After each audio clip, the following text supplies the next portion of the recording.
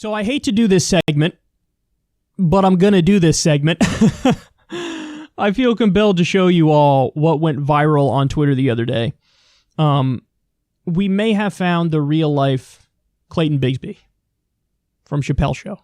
In other words, the black white supremacist who hates black people. He's black, but he kind of hates black people. Now, maybe that's a little unfair. Maybe it's a little bit of a stretch. But is it really?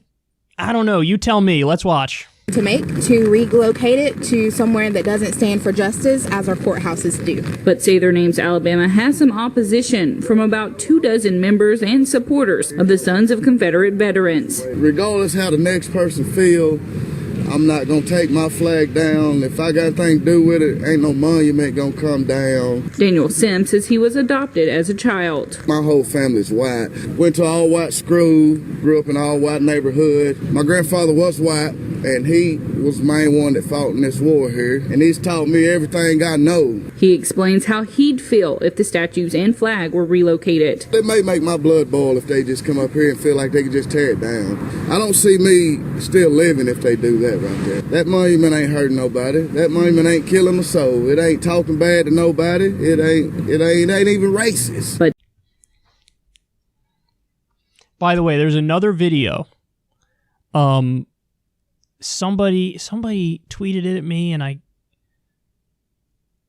I saw this guy. There's a black woman who walks up to this group of guys protesting for the Confederate monument or flag or whatever it is.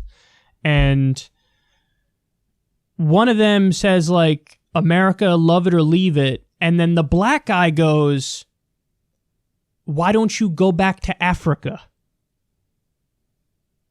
So the black guy tells a black woman,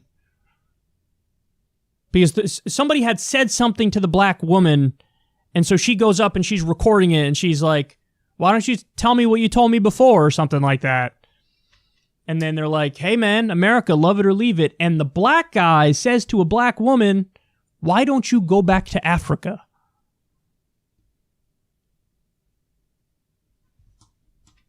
Amazing. Amazing. Now, first of all, let me say, congrats to this guy on winning the 2024 Republican nomination for president.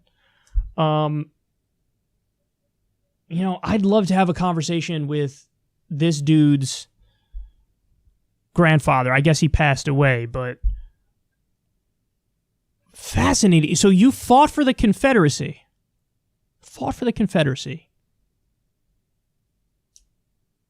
He must have been, seems like he would have been absurdly old. But anyway, and then you adopted a black kid?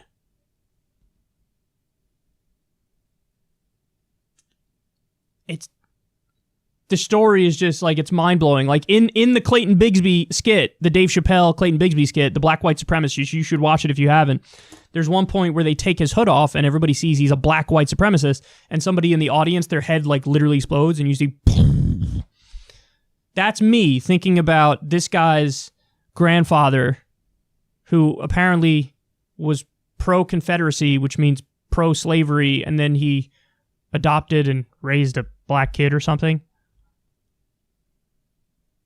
Trying to wrap my mind around all this stuff, bro. I want to be kind.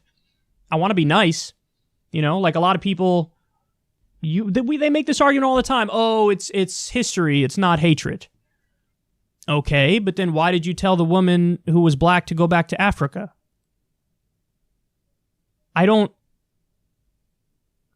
Things mean what they mean.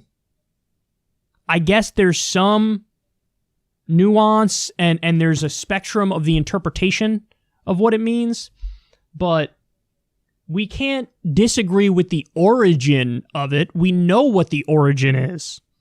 We know that this particular Confederate flag came about in the civil rights era, and the whole point of it was to say, screw you to the people who wanted to end segregation, screw you to the people who wanted equality, civil rights and voting rights. That's the whole point of that Confederate flag. This isn't even the original Confederate flag. This is the one that came about during the 1960s as a direct response to the civil rights movement to say, screw you to them. Same with all the Confederate monuments across the South. They all were put up during the civil rights movement to say, hey, know your place. Yeah, we're putting up a monument to a Klansman. Know your role, know your place. And then you got, I guess there's always going to be some people, right? There's always going to be some people. And here we have a black guy who is like super duper pro-Confederacy. Twitter was blowing up with this, bro. Twitter was blowing up with this. People are like, that is literally this is the Dave Chappelle sketch. This is the Dave Chappelle sketch right here. The other person I want to talk to about this, other than this dude's grandfather, who I can't because he's dead, I'd also like to talk to all the other white people there with him. I'd like to talk to him too. And I'd like to talk to Dave Chappelle about this and see what he thinks about this guy. I'd love to hear what people think about him. Identity is such a weird thing, isn't it? I feel like identity is a very, very strange thing. And clearly a lot of it really does come from your formative years when you're a kid. And this guy obviously related. He views himself as like, I'm just like all the white people around me. And if they believe in things that are against people who look like me, well, I guess that's okay because they're not talking about me. They're talking about the other people who look like me. But I'm one of the good ones.